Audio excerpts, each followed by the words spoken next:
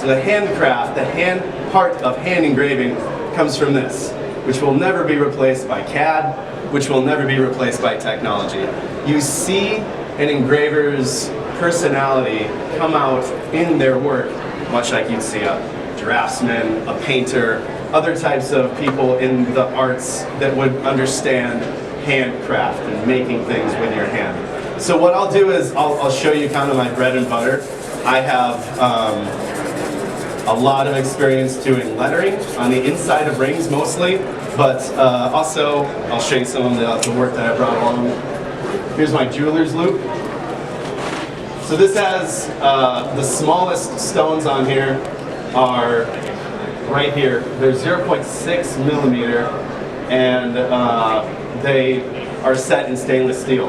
On the other side is my little Johnny Oro Pac-Man loop. So this is the, I'm nostalgic with some of my jewelry pieces. This was, Pac-Man was a game when I was a little boy. I would go into my, pre-Game Boy, I would go into my dad's jewelry store, and there was a goldsmith there that had this like toggle up, toggle left, right, like Pac-Man box. And so at a young age, I would be playing Pac-Man in my family's jewelry store, so I just thought this would be a kind of a fun way to commemorate that. And I can send this around so everyone can see it. Do you want to take this? Yeah. Okay. Yeah, I think that's... It's on? There we go. Thank you. All right. So what I'm going to do is just do some lettering at first, and then I'll take requests. How about that? So what I tell my students is, if you can draw it, the easy part is engraving it.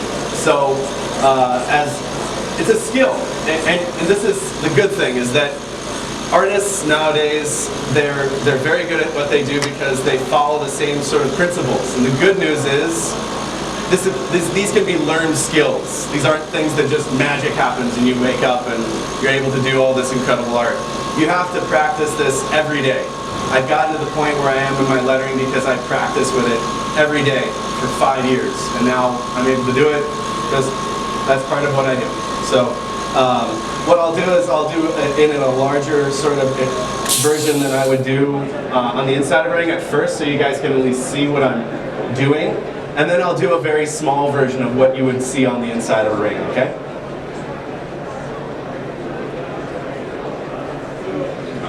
I might start over again and again because I just got done lifting this heavy thing and I just want to make sure it's going to be done correctly. So all I've used is a little thin layer of China white, which is a acrylic white paint. A very thin layer. And I've just got a very sharp pencil.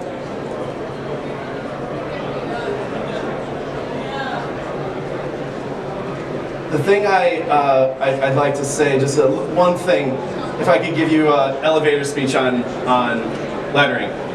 Try to find consistency in your work. Sorry about that. We'll have to adjust this so it's... So, as I'm going to engrave this, I will do all the downward cuts first. And that way when I rotate the piece, all of the stems of that lettering should light up at the same time.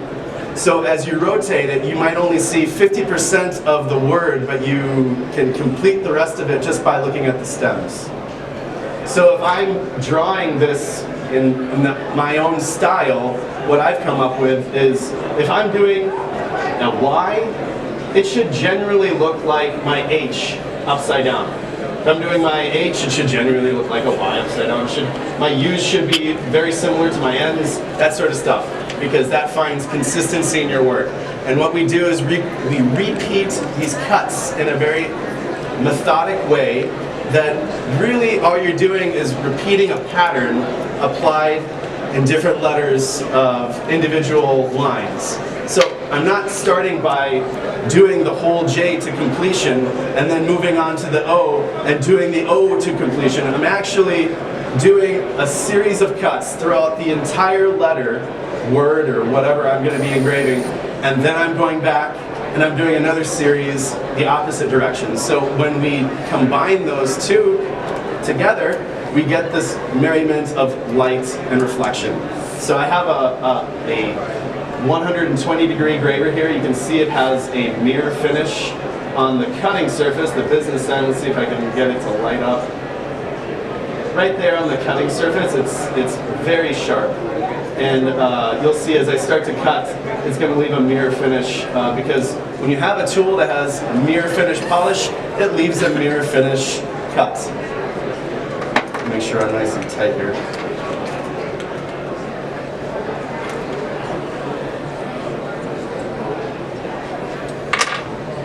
All right. I'm going to do all the downward cuts first.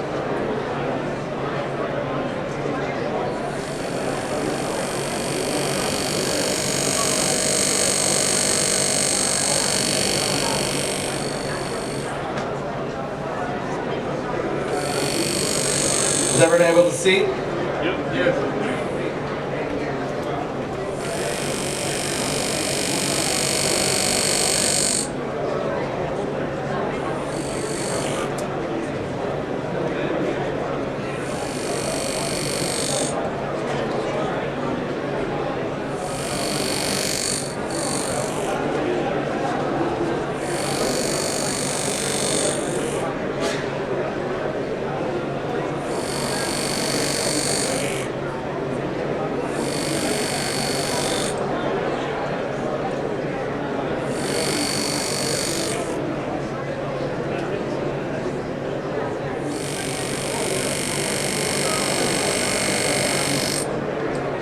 Okay, so as I rotate this piece, you can see all those stems, I want them all lighting up at the same time.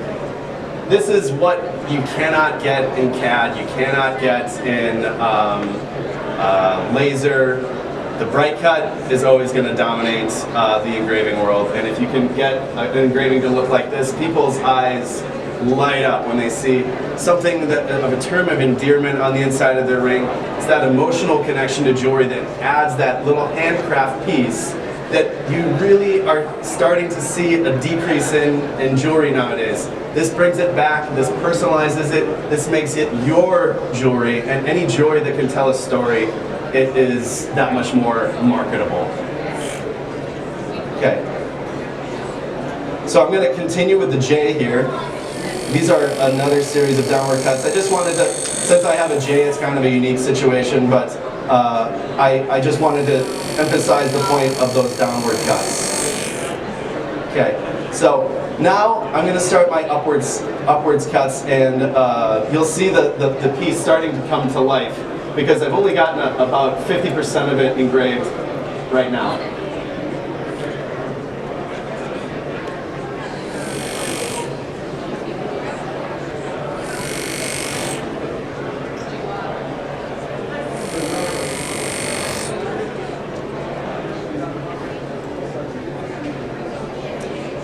I'm going to also start my connections, connecting these little letters, which traditionally isn't really done in engraving like of history. It was all done hand push. Now with pneumatic tools, we're able to stop immediately, and we're able to have a higher level of precision with microscopes, with less fatigue of using the pneumatic machines because it's allowing the technology, harnessing the technology of this time to reduce the fatigue for the handcrafts.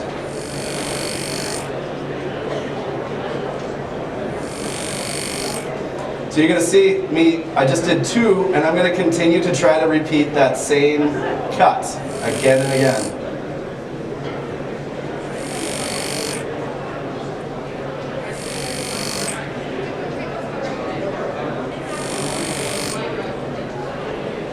I just did the upward cuts, now I'm going to do that same cut going the opposite direction.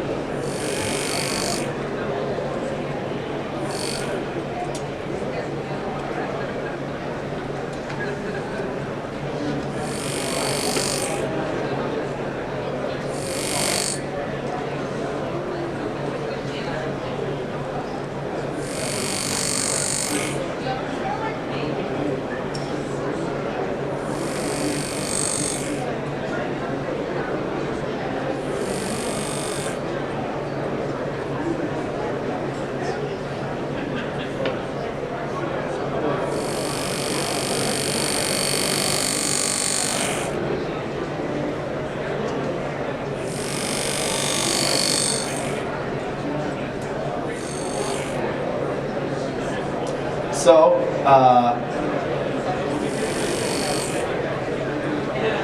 with that, I'm complete with this engraving just for the time being. That's good enough for me for this demonstration. I would go a little further. I would cap off the stems of the bottom of the H and that sort of stuff. I'll just leave it at that. And I'll do the even smaller version, what you'd see on the inside of a ring. I know everyone's yawning now. Maybe I'm going too far.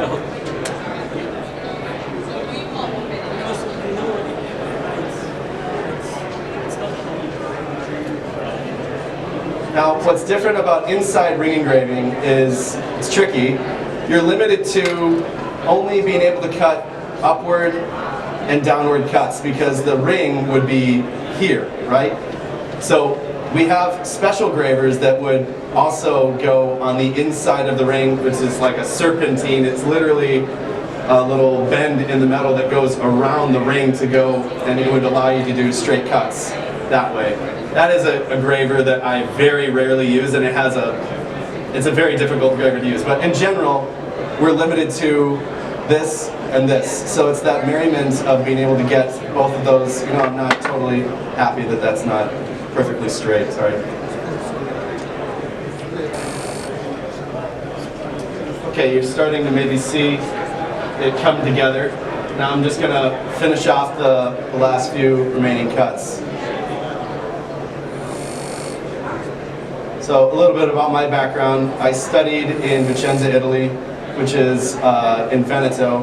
This is where a lot of the historical engraving was done 500 years ago or so. So it's a very cool, piece of history that you see just normally in a lot of places in Italy. You see handcrafts of all kinds: stonemasonry, woodwork, leather, metal, enameling. This was one of those crafts that was able to move, unlike other crafts like enameling, which was limited to as far as they could bring their furnaces for the kilns of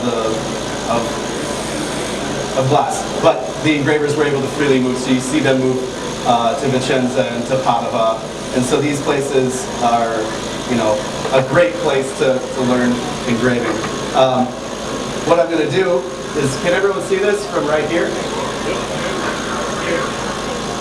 I'm going to take any request of any letter, a name, or whatever. Does anyone have anything that they really are dying to see? A name or anything? a banana? Please. Can you do a gothic S? Sure, we'll try it. Off the top of my head. Okay.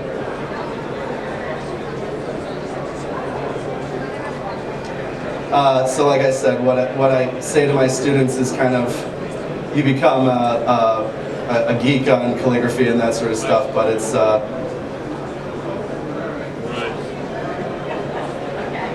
up to you. There's so much that you can do in this. It's really like drawing, but in metal.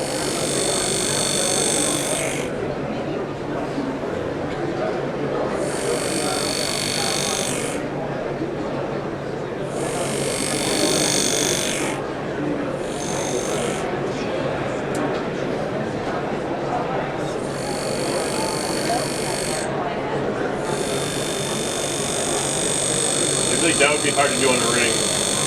Oh, this would be like something on a signet ring or something, Yeah. No, inside, yeah, you'd be here for quite a while to try to get this to look smooth.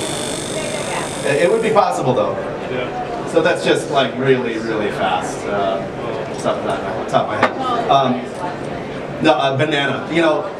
I'm into that kind of stuff too. We can maybe limit it to maybe something that I can really pull off in a minute or two. So yeah, I think that the calligraphy side of it is something that is it's coming back, and it makes jewelry that much more personal. And I'll show you. This is a hand engraved French set ring on the side that I hand engraved the azures on the inside. So it's also practical for jewelers that are also diamond setters as well, because you're able to get, you see that mirror finish on that on the azure on the inside, which is these little cutout squares on the back side of this ring, and how else would you do it? You need a graver to do that, you know, and have these sharp lines. You can see the mirror finish on that. So any questions? I know I covered a lot, and I kind of like went up in the clouds for a little bit, but yes, please. Yes, I'll pass this around. Please, if you have any questions, don't hesitate to come on up here. I'm a normal person, so just go ahead and ask me any question. If you want to see more of my work, it's on my Instagram, Johnny Oro, and so yeah, you can do so much with hand engraving. It's really unique, and it's near and dear to my heart, because that's one of the first things that I learned in the jewelry world, was being exposed to hand push setting gems. I mean, like 2mm hand graver, you know, and you're just plowing through the metal and you're just making it look terrible, you know. And then when someone showed me this lightly delicate cut piece, it brings this connection to you to this jewelry that you had no idea even existed, and it makes a huge difference when you can have that piece that's so meaningful. I had a customer that lost their son. I did their fingerprints and a pendant for them, and it just, you know, brought them to tears, and that sort of stuff that you get from an emotional connection with jewelry. And this is one of a kind. Nowhere else you're going to be able to mass produce this. So it really adds to these little boutique jewelry stores that are able to do a hand engraved pattern. I can show you a pattern as a hand engraver that you can make a successful career applying that pattern to any series of rings or anything. And that's something that you can go as far as you want with this craft. Because we would say, in general, if you're applying a pattern like to a ring, and you're just applying the same pattern again and again, this is more of a craftsman. This is more of a craftsperson that is applying a pattern and simply putting it on a ring. When you're taking your artistic talents to create it in a way that adapts it to a different way in that same style, that is artistry. That means that is a real piece of art that person is getting. So that's the sort of stuff that I think is really uniquely special about hand engraving.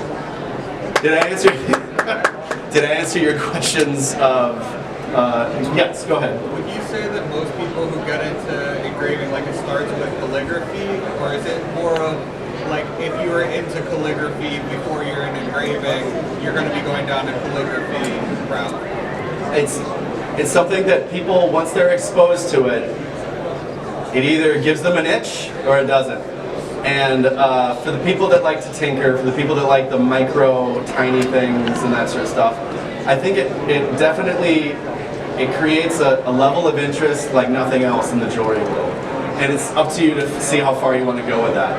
And you can get a really great experience by going out to these classes at GRS, going out to, you know, a lot of people will teach independently, like I do. And if you get that little bit of experience with the setup already, you're not majorly invested in buying all the tools and everything and learning how to maintain all the tools. Because essentially, when we get gravers, I'll show you a special graver actually that I brought that I almost forgot to show. This is a serpentine graver, and I'll show you exactly what to do. So this one is, I say it's kind of like the tool for tool geeks, and this one is definitely a graver for hand engraver geeks like me. Did we get that plate back up here? Great. I'm going to just do it on the other side and then I'll pass it back around. So I'll do a very heavy letter that'll show you just kind of what I'm talking about.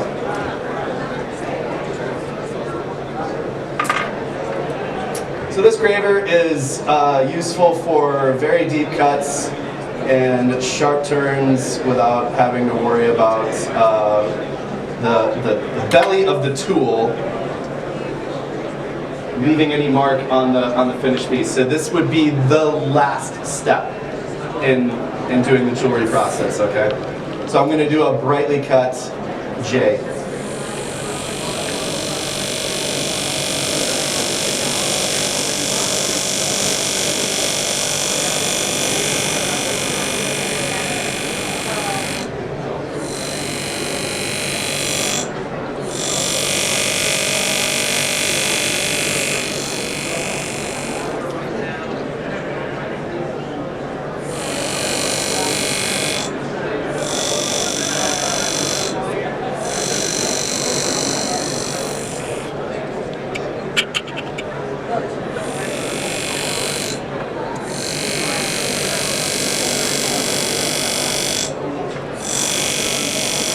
Everyone able to see? Yep. Thank you.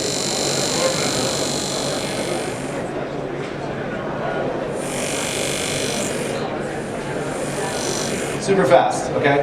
Just able to do a very thick, heavy line. I mean, do you see anything unique about that? A lot of people do. So if I'm going to make this a little bit more 3D,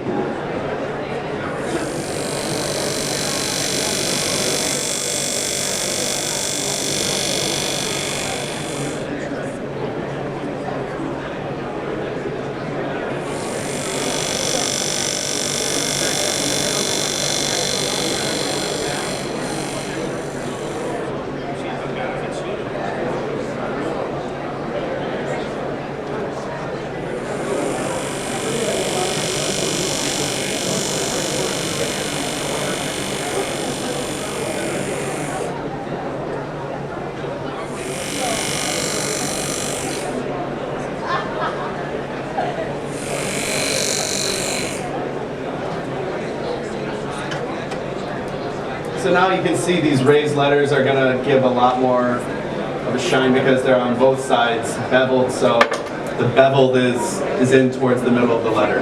So yeah, I'll pass this around, and it's I mean from up here you guys are probably able to see like how bright that is. So no, here you go. This is a 120 more or less, and this is a handmade graver. So essentially, as an engraver, you are forced to get raw materials and then shape your own graver. So yet another thing where there's this technology now that allows you to take a finished, that raw material and walk you through the steps of hand sharpening that by eye. Now I use a different set of, I'll use these three here, the rough polishing wheel, and then the medium grit, and then the fine. These three are diamond polishing tools, and you need diamond polishing tools to polish carbide. That's what this is. These are carbide gravers, and when we use carbide, it's so strong that it's brittle, so it won't break or anything like that.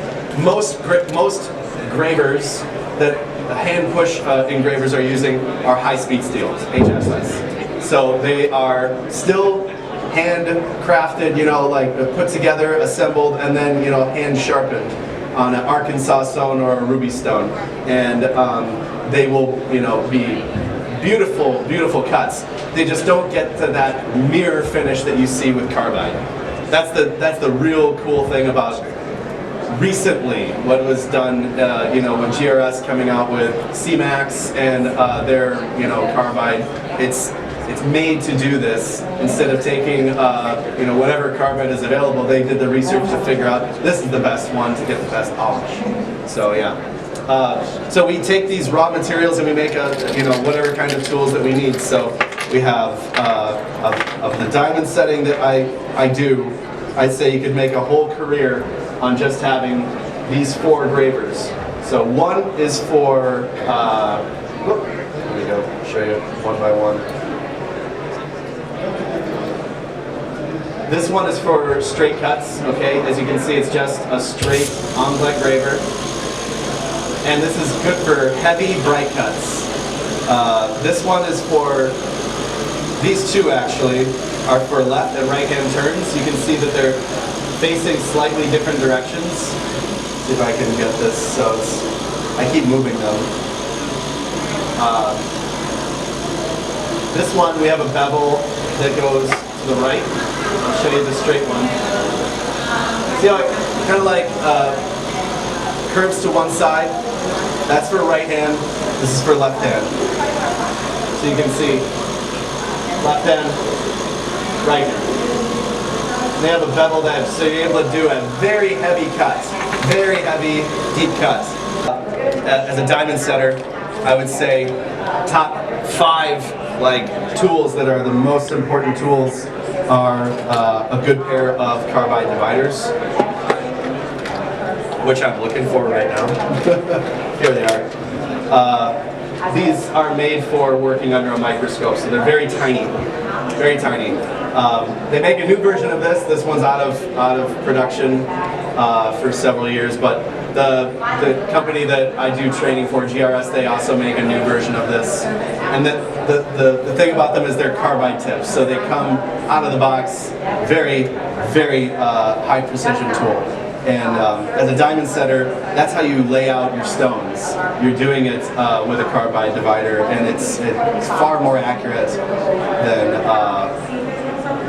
a steel one.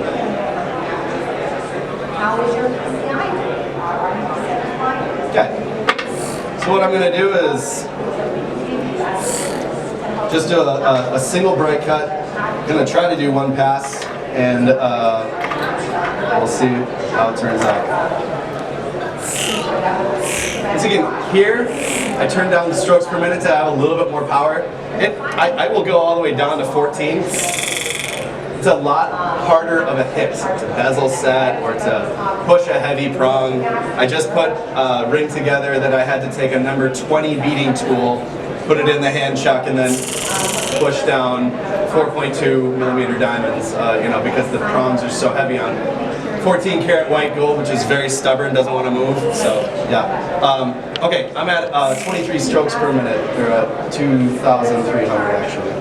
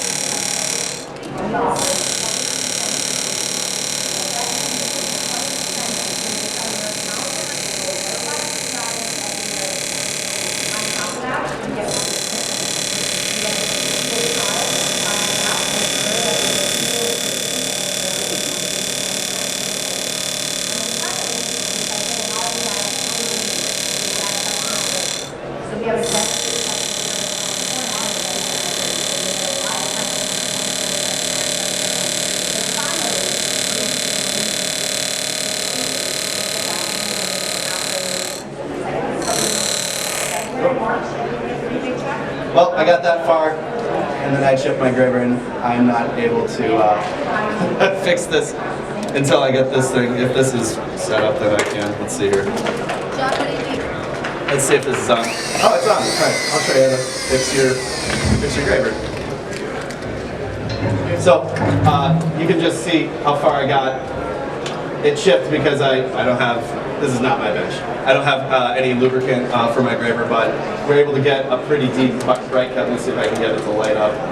There we go. See, it's that mirror finish that, again, it's a mirror finish polish. It saves you time with hand polishing. I'll just pass this around just right now. In the meantime, I'll just sharpen this engraver by hand. So I'm going to use the rough wool. Go ahead. Yeah. It's even deeper if you go a second pass, because I was trying to just max out the first pass.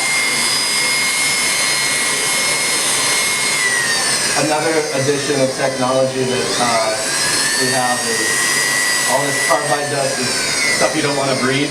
So we have vacuum systems now that will just click it on with a foot pedal and it pulls gold, it pulls the fumes, it pulls the carbide from going into your face. So that tool, can you put a price on your lungs? You know, that's the sort of stuff that we as jewelers often overlook, is our own health.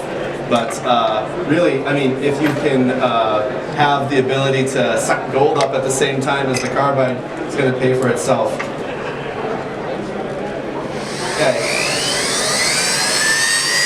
Going up to a high velocity for the final polish.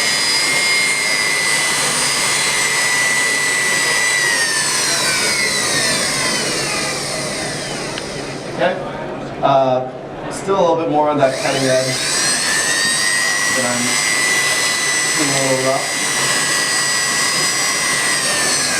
Another great thing about the vacuum system is this tool is getting very hot in my hand. If I hold it up to the vacuum for 2 seconds, it cools it off like very rapidly. So I would highly, highly suggest, if you're a professional jeweler, just invest in a Quattro gold vault and be done with it, because it'll pay for itself after you pounder it after a couple months. And then he asked, do you ever have to clean these? Because you see how dirty it is. But for a long time, my first yellow diamond polishing wheel, it lasted me 4 years. And that was because I babied my tools and I didn't want to pay 50 euros to get another. So you have different sort of, you know, people that use their tools faster or whatever. I baby my tools a little bit. But I also realize, you know, sooner or later it comes to the point where it's like, are you babying your tools or are you just cheap? You know, so you have to find that happy medium. Yes? Why are you polishing the top of the tool and not the sides? Because you're cutting with the sides. Oh, I'll explain everything here. So the cutting edge that I'm most concerned about is right there. That's the high point right there. That right there is the business end. That tool is going to leave a mirror finish cut. Now I've relieved the inside there a little bit to reduce the size of the face just a little bit.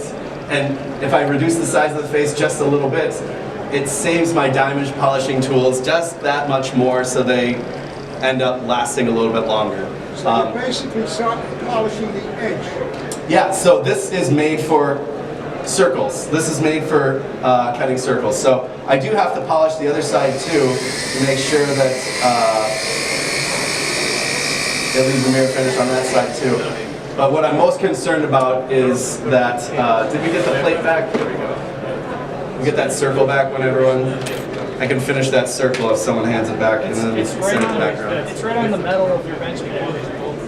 Oh, yeah. Thank you. Okay, so we got that little carbide point stuck in the metal. We have to remove that before we do anything. And actually, the tip is already out. But what would I do?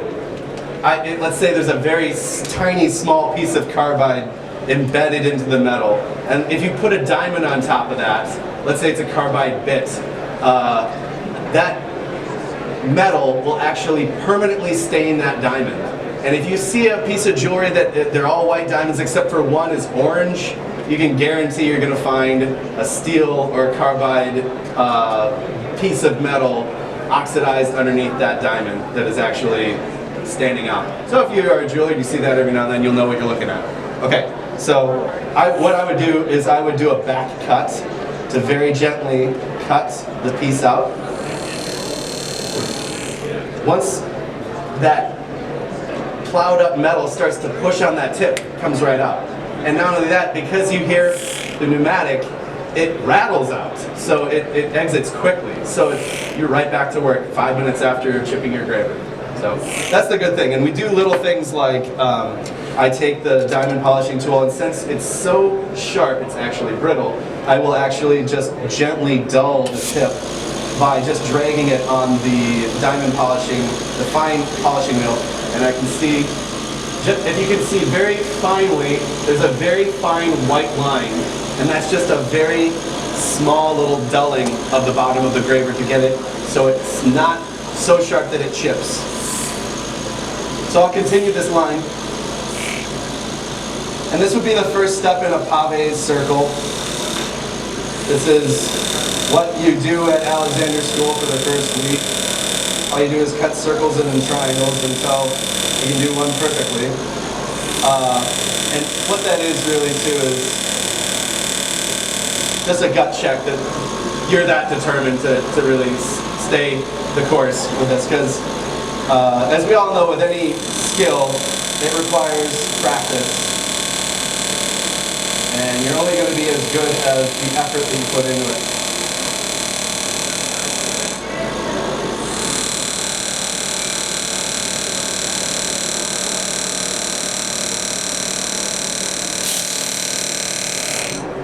Another thing about engravers that is nice is you get to keep these giant curls of gold that flake off into your bench.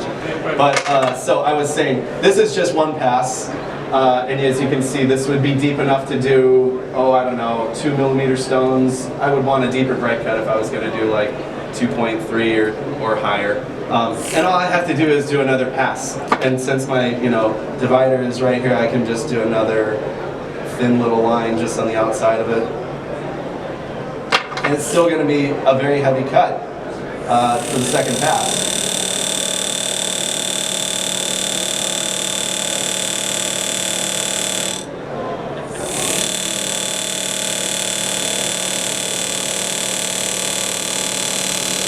Everyone able to see? Okay.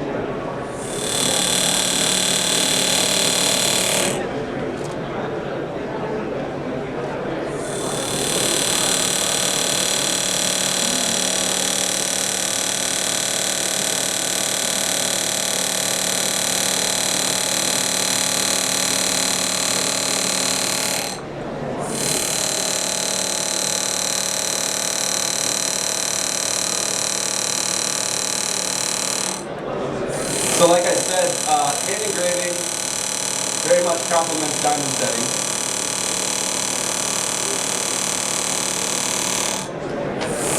What a lot of people also don't realize when they talk about pave is it's mostly gravers. When you're talking about traditional pave work, it's mostly gravers that you're using to hand cut the prongs, to hand cut the seats, to hand cut the bright cuts. So these techniques are the same in hand engraving, except they're lighter cuts. They're just, we have to be in the ballpark. We don't have to have this hypodermic needle points for fine shading that we do in engraving. When we're diamond setting, we just got to be in the general ballpark of the geometry of a 45-degree face, this degree heel, or whatever kind of engraver that we're using. So it's a little bit more forgiving for people that are doing this handcraft still. So yeah. Are there any questions while I finish up this circle? Yeah. You were just saying for diamond setting, it's okay to be in the ballpark. Yeah. How precise do you need to be for the other thing you were mentioning? For hand engraving? Sure. Yeah. So if you're doing fine shading, like Sam Alfano, like Jeff Park, like Jason Fava, other engravers that do fine shading, you want to have that very sharp hypodermic needle point, that very nicely formed, perfectly shaped graver. And you can get that repeated action again and again with the power hone. What I do, I'm at the point now where I hand polish all of my gravers no matter what kind of work I'm doing. Because it saves time for me. I don't have to stand up from the bench and go to my power hone and use the apex fixture. I have the idea in my head of what I need, and I'm able to execute it by hand because I do it all day, every day.